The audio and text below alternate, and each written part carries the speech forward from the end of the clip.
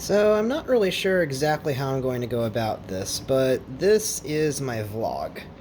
Do you say vlog or vlog? I don't even really know this jargon.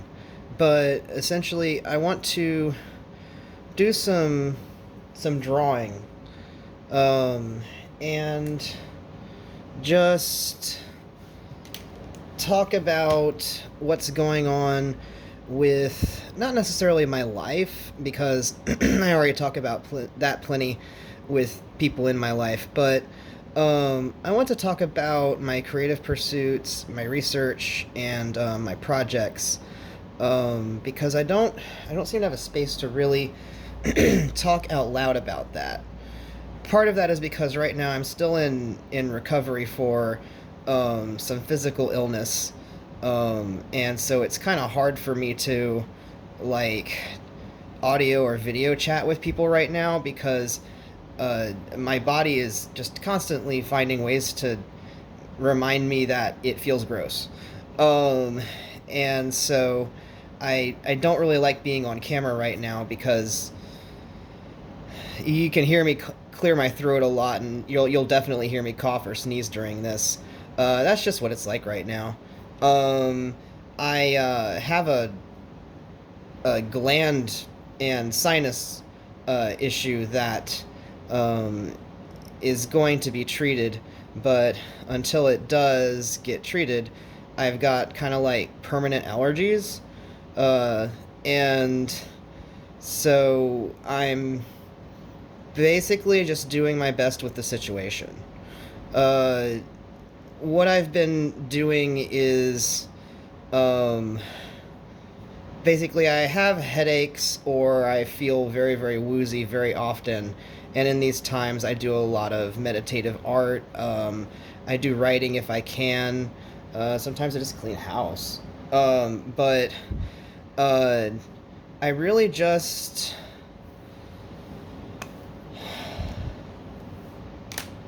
it's not that I try to be productive. It's that in the state that I'm in, I try to pay attention and see like is there still something here even in this least likely of places.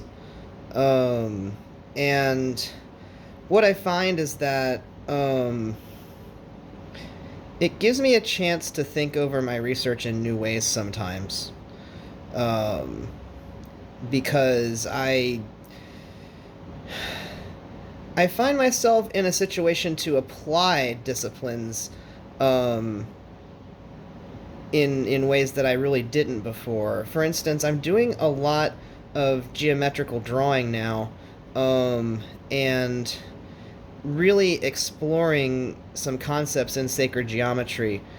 And I I did not feel like I had time to do this before. I did not feel that I had time to really settle down with very deep, difficult concepts and learn them, or simply just think about them, um, and give them the due amount of time it takes to think about them. For instance, just trying to understand um, quantum physics, nuclear fission, and how they work. I mean, how quantum physics work is still something they're trying to figure out. So, um, researching it is honestly very difficult because sometimes you don't even really feel like you know if there's anyone who really knows exactly what there is to learn. Uh, it's it's a very dynamic and growing field, and it's constantly changing. So, um, like right now is a very interesting time to be applying myself to that in my life because I don't really have to do anything to make money right now, because I really can't. Um, like I can contribute towards the household, but I cannot commit myself to a regular scheduled job, and that's because at any moment I may fall over choking on my own phlegm, and it's just not dependable, man. Um, there's more to the story than that. But essentially, in my household, um, my husband and I have actually been working on these concepts for a long time, figuring out like, hey, how can we change how we make money as a household? How can we change what it is that we explore and invest in as a household? Invest not just our resources but also our time and our commitments and our emotions. And it's made for some very interesting conversations and some very interesting realizations about what it is that I want to do with the rest of my life. Um, Last month I turned 40, and uh, I felt ready for it. Um, I was glad. I was relieved that I'd made it to 40. Um, and I was happy to be there. I feel that right now I am uh, the happiest that I've ever been in my life. And that's even with being as sick as I am sometimes. I just know that, I'm physically in pain or not comfortable um, quite often, but I'm still enjoying myself and the things that I do and just being myself, like enjoying myself in life. And there's been a lot of times in my life where I was not. I didn't really expect to be talking about this here. uh, I've I've had a lot of chances to think about this because there's times where I spend hours in the very wee hours of the morning just sort of pacing around, babysitting my body until it's done coughing. Um, and in those hours, instead of trying to think about, um, instead of focusing on all these physical illness symptoms, because I know I just have to wait through them. It's going to be a doctor that figures out what to do about them. Um, Instead of focusing on them and how miserable I feel, I will do something like research how nuclear fission works and where we are right now in the field of nuclear fusion. Um, I'll I'll then see if I can understand the math of the physics. And if I don't, then see if maybe I can research one of the concepts there and start understanding it. And um, just keep going until I get tired and I go to bed. Um, and that is a worthwhile night spent. Um, I certainly end up feeling after the fact like I am more myself than when I started. Like that I have expanded my consciousness in some way, expanded my knowledge, expanded my potential. And so one of the ways that I'm doing this is that I use YouTube videos as a starting point for research. And it's a really good idea to do that right now because there are extremely amazing and capable people on YouTube right now who will teach you to do just about anything that they know how to do. And by the way, I do want to join this army as well and teach, put more tutorial and teaching types of material on my channel. I've just been trying to figure out how to be how to be in a recording for an extended amount of time while going through the things that I'm going through. And I'm starting to get there. For one, as you may have noticed, I've decided to just focus on the drawings and the art that I'm creating, while filming videos right now. I'm not really putting myself on camera. At some point I will, but I just really don't feel like it right now. Um, and um, I've realized that honoring that feeling is actually a way of taking care of myself and being compassionate towards myself. And these kinds of concepts, like honoring myself, being compassionate towards myself, were not concepts that I was really thinking about or taking very seriously a few years ago. Uh, I was being introduced to them by my therapist. Excuse me. But I didn't really know what to do with them, and so when I say not taking them very seriously, it was because like um, I would basically acknowledge like well, it doesn't make sense to be uncompassionate to myself, but there is a kind of um, there's a kind of you know toughness in a southern upbringing that I've kind of expected to give to myself. Like being having compassion for yourself is a very religious way of speaking. I think that you would see that show up in a religious household, but outside of religious and spiritual conversations, that wasn't really the kind of stuff that my family talked about. We weren't very educated on the subject. And so I'm only really now learning, like, I don't have to be hard on myself to make myself able to do things. I don't have to bully myself into doing them. I can just listen to myself and say, "Hey, why is it that you're not doing this? What's getting in the way of you being able to do this?"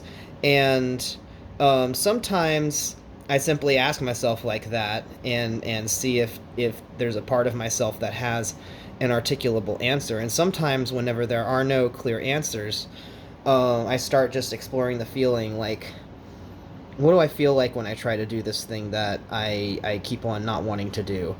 What comes up? And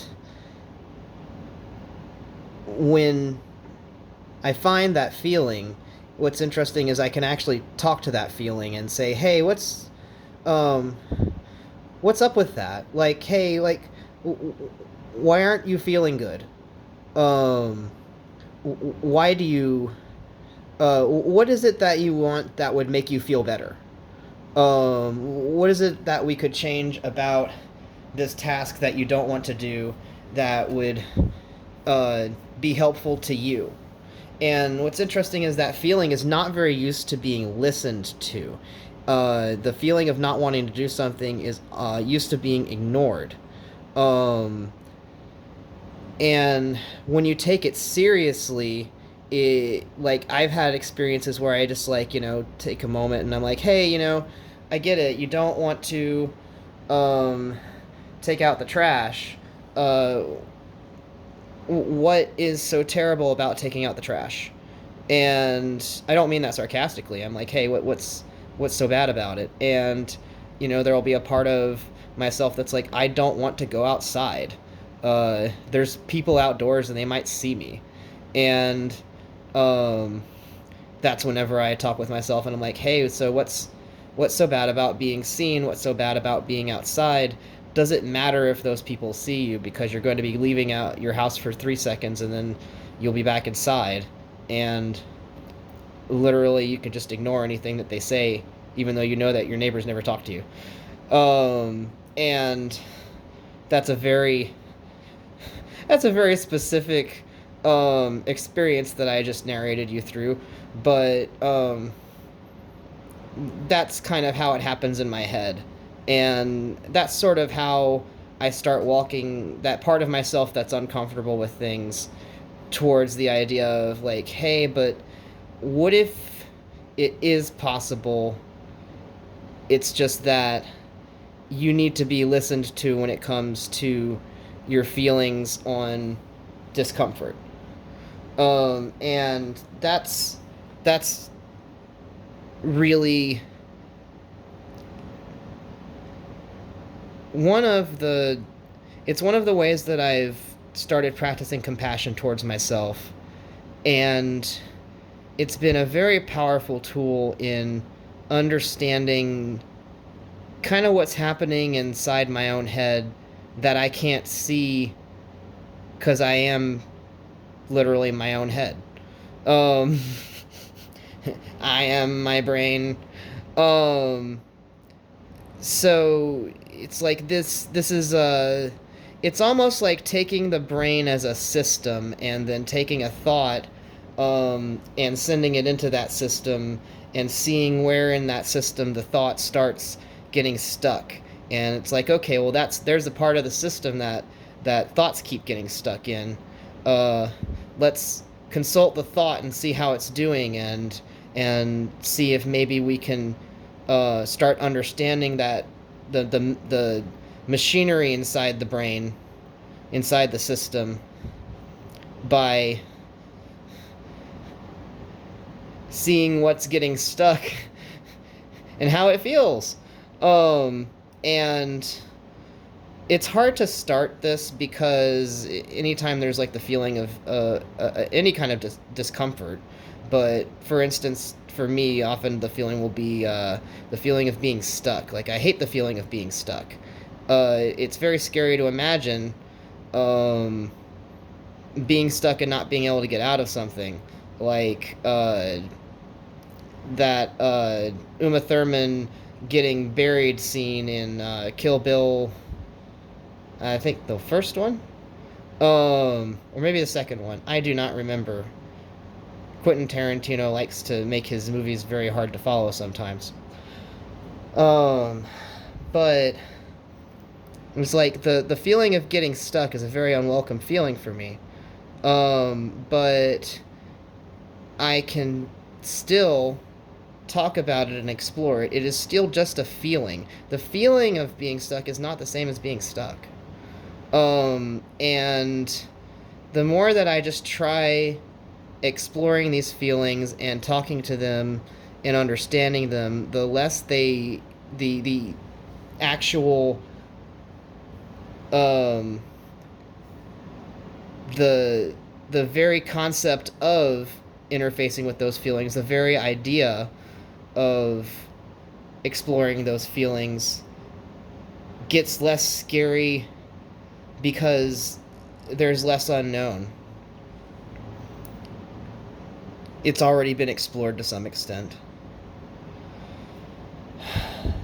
So I think I'm gonna leave it at that. I am gonna post this. I guess this is more of a psychological thing for me, so I'm gonna call this a vlog.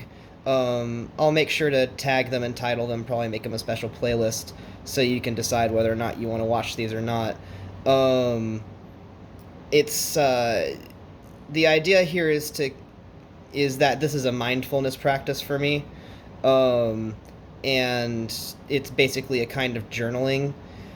Um, but it seems like there's a lot of videos like that on YouTube. So if you liked this, or if this helped you, or you found the concepts um, in any way useful, feel free to let me know. Um, and look forward to a time whenever I can talk to y'all face to face. It will just be whenever I'm hacking up less snot. Until then, see you later.